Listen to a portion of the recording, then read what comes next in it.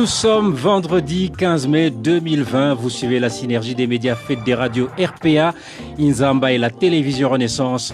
Une synergie consacrée, vous vous en doutez, à la campagne électorale en cours. Et le peu que l'on puisse dire est qu'elle cristallise les regards par les violences physiques et verbales qui la caractérisent depuis le début. Une situation qui est loin de laisser indifférents, surtout les défenseurs des droits de l'homme burundais à travers le monde qui tirent la sonnette d'alarme pour la présentation en synergie. Vous êtes avec Janvier Ninina Hazoué et Franck Kazé.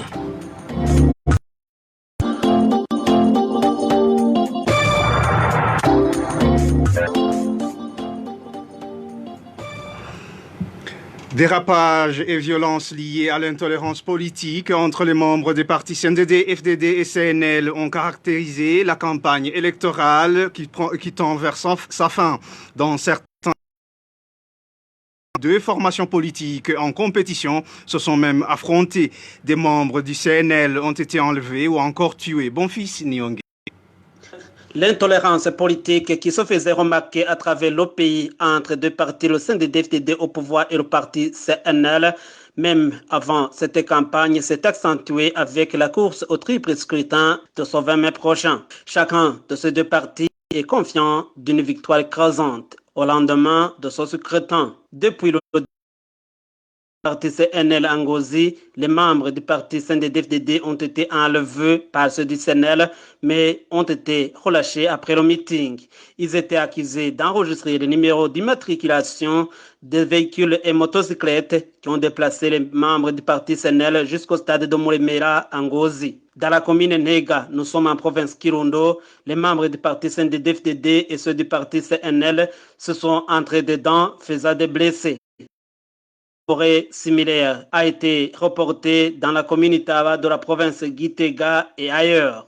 La police et l'administration se sont mis à l'œuvre pour arrêter et traduire en justice les présumés auteurs de ces actes. Le ministre de l'Intérieur et de la formation patriotique, Pascal Barandaguié, a recommandé aux cours et tribunaux de jugement de tous ces cas en flagrance. Les membres du parti CNL sont souvent victimes des enlèvements, des tueries, des disparitions forcées et des emprisonnements arbitraires. À titre d'exemple, à Nyabihanga, dans la province Mwaro, un responsable du parti CNL a été donné la coulée avec l'administrateur de la commune et 2 jours après, son corps en décomposition a été retrouvé flottant sur le lit de la rivière Vironza. Les présumés auteurs ne sont jusque-là inquiétés. Dans la province Changuzo, 2 membres du parti CNL ont été enlevés juste tout au début de la campagne électorale et ne sont jusqu'ici retrouvés. Les présumés auteurs, dont le député Anglé Bengendabanga, ne sont toujours pas poursuivis. Des cas similaires ont été reportés de part et d'autre dans le pays. À travers les communiqués de différentes institutions républicaines, il se remarque la politique de 2 poids 2 mesures des institutions étatiques quand il s'agit de juger un acte de violation du code électoral ou encore la des droits de l'homme en cette campagne électorale. Si les victimes sont les membres du parti CNDD-FDD, ces institutions recommandent des jugements en flagrance et quand les victimes sont des membres du parti CNL, ils sont soit punis à la place des présumés auteurs ou encore les mêmes institutions recommandent des enquêtes. Les discours de haine sont toujours véhiculés par les membres du parti CNDD-FDD au pouvoir à travers les chansons et slogans. Mais la police et l'administration ainsi que la Commission nationale électorale indépendante restent toujours muettes à ce genre de violation du code électoral.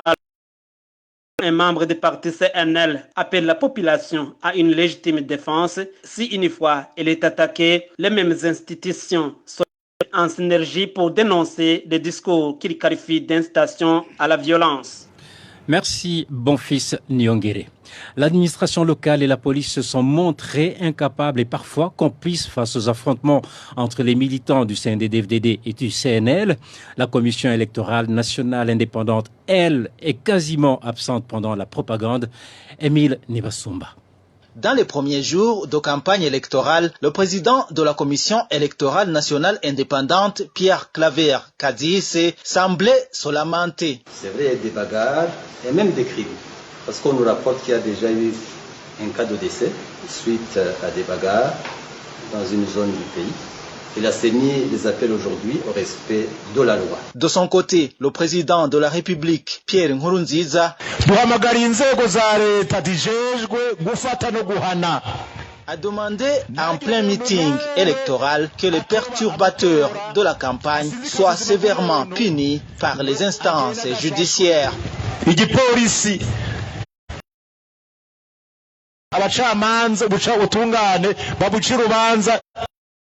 Le procureur général Sylvestre Nyandwi a abordé dans le même sens. Nous demandons au procureur de la République de toutes les provinces traduire en justice les fauteurs de troubles dans cette période électorale.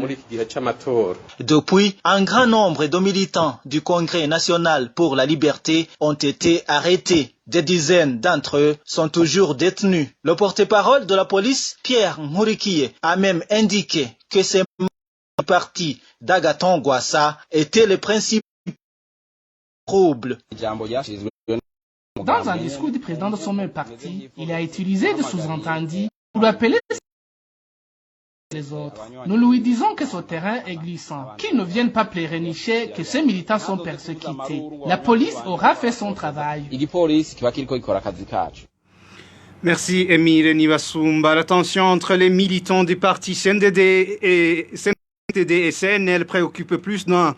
C'est le cas de la coalition de la société monitoring électoral. Si les autorités du pays ne prennent pas garde, la violence qui s'observe aujourd'hui ne garantit pas un roulement des élections. Justine Nkurunziza, présidente de la COSOM, craint la montée de ces violences. Même après les élections, les corps de sécurité devraient garder la neutralité pour pouvoir maîtriser la sécurité de tout le pays. Suivez Justine Nkurunziza.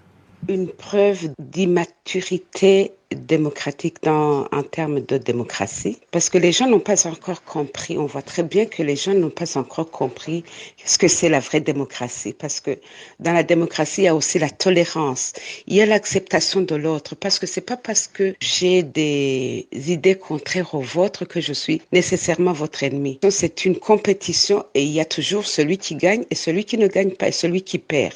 Alors, voir ce qui se passe sur terrain, on voit très bien qu'il y a une certaine immaturité en ce qui concerne la démocratie, que ça soit surtout au niveau de la CENI. Une CENI qui devait être indépendante, qui devait servir d'arbitre dans tout ce processus, mais qui est là, qui se tait, qui ne dit rien et qui laisse faire. Alors, nous avons peur qu'il n'y ait des violences à l'issue de ces élections, parce que chacun dit c'est moi qui vais gagner, l'autre dit c'est moi qui vais gagner. Si vous vous positionnez pour...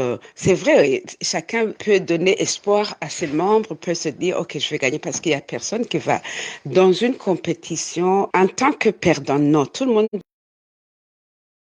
Ce qui se passe avant ces élections, avant la date de l'élection, démontre qu'il y a risque de violence. Il y a vraiment risque de violence. Donc, il faudrait justement que, pour éviter ces violences, d'abord, la première responsabilité devient au gouvernement du Burundi. S'il y a des dérapages, s'il y a encore des crimes, s'il y a encore des tueries, je pense que la responsabilité première ira au gouvernement qui a la sécurité dans ses responsabilités. Donc, ce sont les forces de l'ordre qui doivent être neutres, rester neutres et garantir une sécurité à toute la communauté burundaise. Voilà, vous écoutiez le clin d'œil de Justine Nkurunziza, la présidente de la COSOM. L'extrémisme politique véhiculé dans les comportements et discours des candidats aux prochaines présidentielles risque de faire sombrer le Burundi dans une autre série de violences, surtout que le pouvoir en place a fait fi des accords d'Arusha qui avaient permis au pays de recouvrer la paix. Propos de Nesfor Sematumba, responsable d'International Crisis Group, section Afrique, cette ONG internationale spécialisée dans la résolution pacifique des conflits, appelle le gouvernement à plus de responsabilité sans afficher de côté penchant. On écoute Onesphore Sematumba. Au-delà de cette culture politique ou à l'intérieur de cette culture politique faite de violence, il y a une logique de non-partage, une logique politique où celui qui gagne, il gagne tout et ne laisse absolument rien à celui qui perd. L'accord d'Arusha était en quelque sorte un instrument de partage de pouvoir qui reconnaissait la diversité ethnique de Burundi, où personne ne gagnait tout. On était dans une sorte de logique de gagnant-gagnant. Donc aujourd'hui que cet accord d'Arusha, son esprit et son texte sont carrément renvoyés aux oubliettes, eh bien, le retour à la logique de qui gagne et qui perd est revenu. Et c'est cette logique qui pousse à tout prix à éviter de ne pas être perdant, y compris en recourant à des moyens illicites tels que, comme nous le disions, la violence physique et verbale, l'intimidation, l'usage du discours de la haine, comme cela s'observe dans les discours et les agissements des candidats et des militants pendant cette campagne. Bon, la différence, évidemment, c'est que tous les candidats et tous les partis ne sont pas logés à la même enseigne. Même si les violences sont commises dans les deux camps et par les deux camps, il faut reconnaître que le gouvernement, à travers le ministère burundais de l'Intérieur, a tendance à fermer les yeux sur les violences commises par les Imbonerakure, notamment, et les autres militants du CNDD-FDD, au point que tout le monde, en tout cas, a été surpris, par exemple, par le propos du porte-parole du ministère de l'Intérieur qui affirmait que plus de 95% des cas de violence sont imputables au CNL, et ce qui pourrait justifier que ce soit ces derniers qui se retrouvent plus en prison et plus dans les collimateurs des organes de sécurité. Alors, le risque politique par rapport à ça, c'est que, actuellement, Rwasa et Ndayishimiye croient fermement à leur victoire, et ils le disent, et ils le clament, et ils le proclament. Alors, un tel discours pourrait mener au rejet du verdict électoral, et avec comme corollaire malheureux une flambée des manifestations et la recrudescence de la violence au Burundi. Et là revient essentiellement au gouvernement, à travers ce ministère de l'Intérieur, qui devrait être impartial. Sinon, ce ne sont pas les instruments qui manquent pour que ces élections se déroulent dans une sorte de fair play.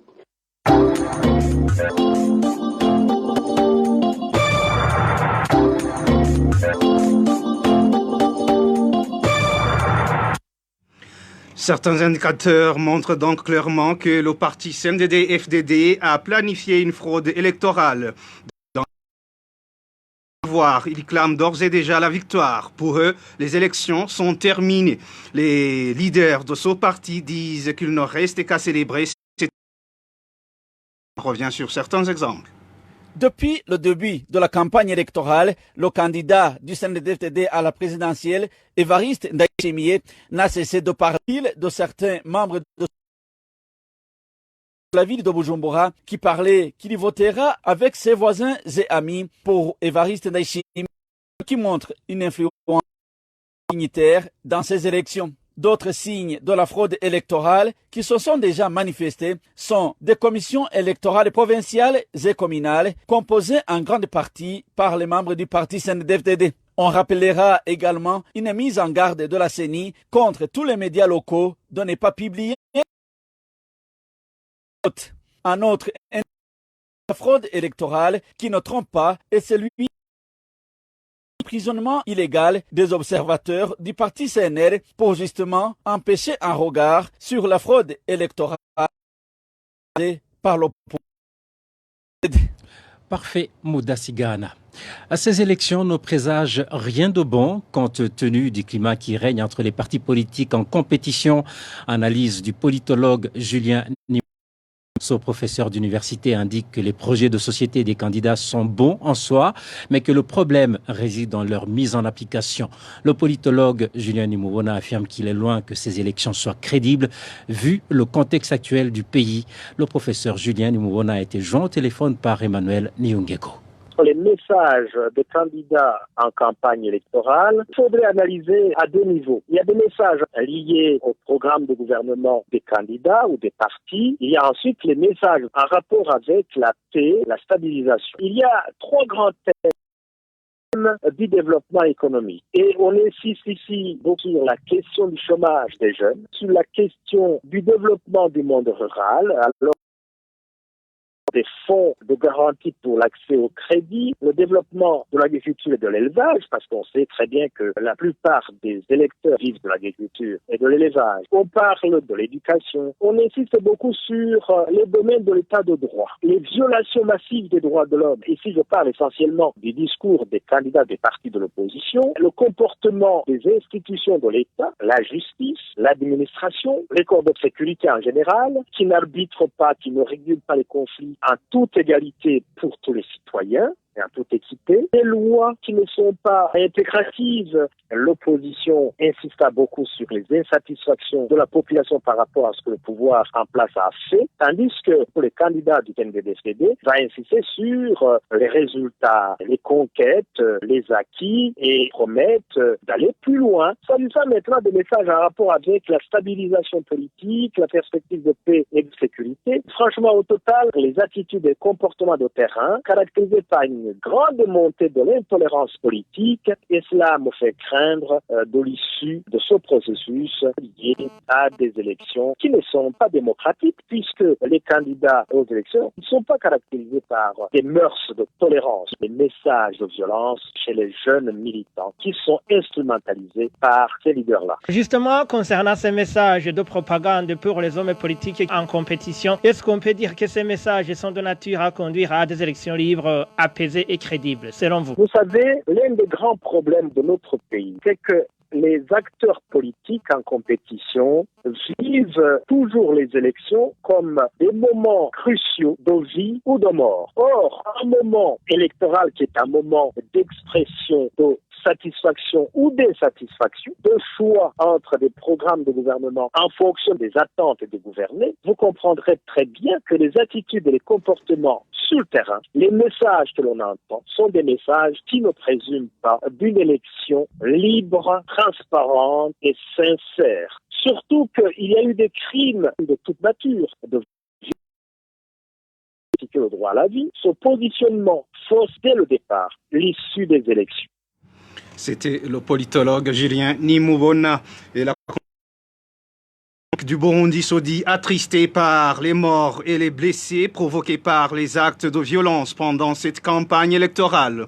Dans un communiqué sorti dimanche, élu par Monseigneur Joachim Nhandereye, président de la conférence épiscopale du Burundi, ces évêques disent aussi être préoccupés par le langage de certains partis politiques qui laissent entendre qu'ils ne sont pas prêts à accepter le verdict des urnes au cas où ils ne sortaient pas vainqueurs.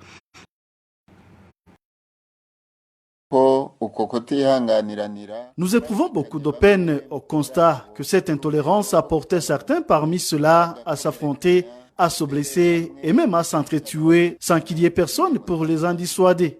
Nous condamnons aussi les enlèvements des personnes avérées à certains endroits et dont une des victimes a été même retrouvée morte après 4 jours. Nous déplorons également les provocations, la chasse à l'homme à certains endroits, pendant que ceux qui sont chargés d'arbitrer et de punir les coupables trouvaient difficile de jouer ce rôle d'une manière impartiale. Un autre fait que nous déplorons et qui s'avère troublant, c'est que les propos et les chansons protagonistes de la présente campagne électorale recèlent des paroles qui peuvent blesser ou discréditer les autres. Certaines d'entre elles peuvent même attiser dans l'auditoire un sentiment belliqueux. Il y a un autre fait qui nous inquiète, le langage de certains partis politiques qui laissent entendre qu'ils ne sont pas prêts à accepter le verdict des urnes au cas où ils ne sortent pas vainqueurs des élections en vue. Cela suscite en nous une interrogation. Que se passera-t-il puisque nous savons que dans tout procès, il n'y a qu'un seul qui gagne et ainsi, de même dans toute compétition à plusieurs concurrents. Et pour terminer ce journal, ces évêques catholiques exhortent les candidats et leurs sympathisants au respect de la vie humaine. Quant à l'administration ainsi qu'aux forces de l'ordre et de sécurité, qu'elles redressent ceux qui violent ces principes et les sanctionnent au besoin de manière équitable.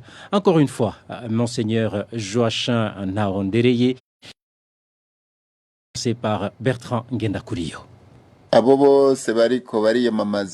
Nous demandons que tous ceux qui sont en train de faire campagne, leurs sympathisants, respectent et fassent respecter la vie et la dignité de toute personne, qui qu'elle soit, qu'ils s'inscrivent en faux contre la banalisation du meurtre qui s'est installé dans notre pays, qu'aucune mort d'une personne ne nous laisse indifférents. Quant à la d'ordre et de sécurité, qu'elle redresse ceux qui les violent ou les punissent au besoin, de manière équitable, sans user de 2 poids et 2 mesures. Nous exhortons vous, qui faites campagne, à agir conformément à votre vœu d'élection paisible, en veillant à ce qu'il n'y ait rien de ce qui dépend de vous qui les ternisse ou les perturbe. Gardez-vous d'user de ruse ou de mensonges pour qu'à tout prix la victoire vous appartienne. Le dernier conseil que nous ne saurions omettre, c'est de vous exhorter avec insistance à vous préparer à accepter le verdict des urnes. Que personne ne nous expose aux troubles et à la guerre. Et voilà, mes chers auditeurs, comme l'avait prédit Franck Kazé, c'est la fin de ce journal en synergie des radios Inzamba, RPA et la télévision Renaissance. Merci aux différentes équipes des 3 rédactions ainsi qu'à l'équipe technique. La présentation était assurée par Janvier Ninina Hazoué et Franck Kazé. À la prochaine, d'ici là, portez-vous bien.